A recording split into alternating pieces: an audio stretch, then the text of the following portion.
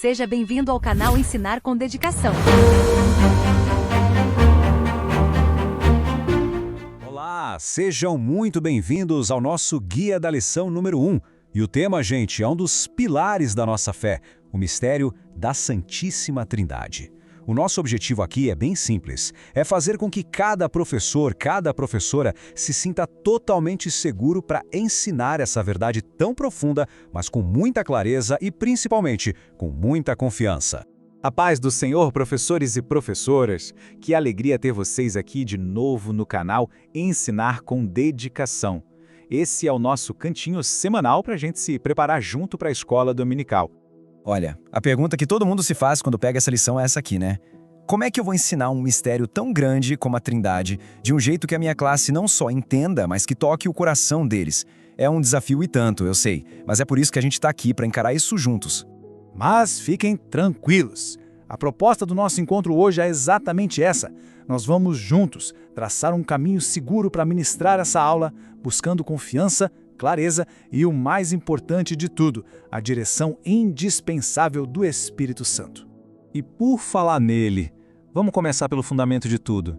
Sabe, antes de qualquer técnica, antes de qualquer conhecimento teológico, a nossa preparação precisa ser espiritual. É fundamental que isso fique gravado no nosso coração.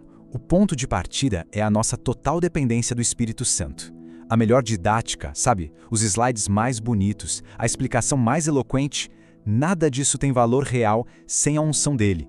A nossa aula vira só um discurso vazio, porque no fim das contas é o Espírito quem convence, é ele quem revela a verdade e é ele quem toca os corações. Agora sim, com o coração preparado, vamos olhar para a estrutura da nossa lição. Entender os objetivos é como ter o mapa na mão. A gente sabe exatamente aonde quer chegar com os nossos alunos. A revista nos dá 3 alvos bem claros. Primeiro, explicar como a Trindade se revela de forma tão linda e clara lá no batismo de Jesus. Segundo, mostrar como a Bíblia apresenta ao mesmo tempo a unidade de Deus e a distinção entre Pai, Filho e Espírito Santo. E por fim, o terceiro objetivo é enfatizar por que essa doutrina não é só uma teoria, mas é algo vital para a nossa fé no dia a dia. E o nosso versículo-chave, o coração que pulsa nessa lição, está lá em Mateus 3, versículo 17. É a voz do Pai, declarando a identidade do Filho, bem no momento em que o Espírito desce sobre ele. É uma cena trinitária perfeita, que vai ser a base de toda a nossa aula. Ok, vamos mergulhar de cabeça no primeiro tópico. O foco total aqui é a cena do batismo de Jesus. Esse é um dos momentos mais visuais e claros da revelação da Trindade em toda a Bíblia. O que é incrível nessa passagem é a clareza. Vejam só como as 3 pessoas agem ao mesmo tempo, mas de forma distinta. O Filho está na água obedecendo. O Espírito desce do céu ungindo. E o Pai fala dos céus aprovando. É a imagem perfeita da Trindade em ação, com um só propósito, numa única cena. Esse é o ponto de partida visual para nossa aula. Vamos para o segundo tópico, que entra na parte um pouquinho mais teológica. Mas não se assustem. O nosso papel como professores é justamente simplificar esses conceitos para que a classe entenda a beleza dessa verdade. Aqui está o ponto crucial. A Bíblia ensina que Deus é uma só essência, ou seja, uma única natureza divina. Existe um só Deus, ponto. Ao mesmo tempo, esse único Deus existe em 3 pessoas distintas. Uma dica de ouro para simplificar isso em sala é pensar assim: Deus é um o quê?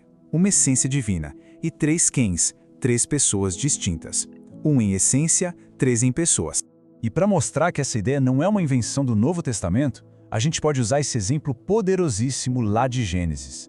O primeiro nome de Deus na Bíblia, Elohim, é uma palavra no plural, mas o verbo que vem junto, criou ou bará, está no singular. A gramática hebraica aqui é simplesmente fascinante. O texto não diz os deuses criaram, nem o Deus criou. Ele junta um nome plural a um verbo singular, algo único que desde o primeiro versículo da Bíblia já aponta para essa pluralidade dentro da unidade perfeita de Deus. No nosso terceiro e último tópico, a gente vai entender por que defender a doutrina da Trindade é tão importante e como a gente pode identificar os desvios, as heresias que tentaram distorcer essa verdade ao longo da história. Olha, Esse quadro é uma ferramenta fantástica para a aula. A gente consegue explicar de um jeito simples os principais erros. O triteísmo, por exemplo, erra ao dizer que são 3 deuses. O unitarismo erra ao negar que Jesus e o Espírito Santo são Deus. E o unicismo, ou modalismo, erra ao dizer que é um só Deus que vai trocando de máscara, sabe? Ora é pai, ora é filho. A cena do batismo, onde os 3 aparecem ao mesmo tempo, já destrói essa ideia. Muito bem, vimos a teoria, agora vamos para a parte prática. Como a gente organiza e entrega essa aula de um jeito eficaz e que prenda a atenção dos alunos?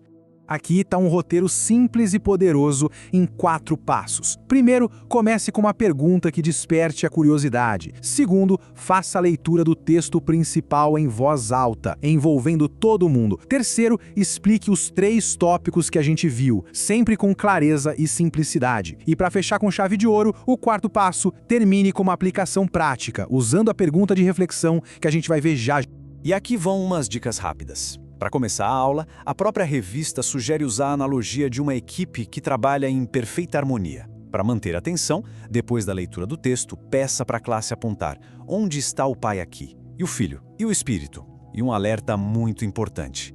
Evitem analogias complicadas como a da água em 3 estados ou a do ovo. Sabe por quê?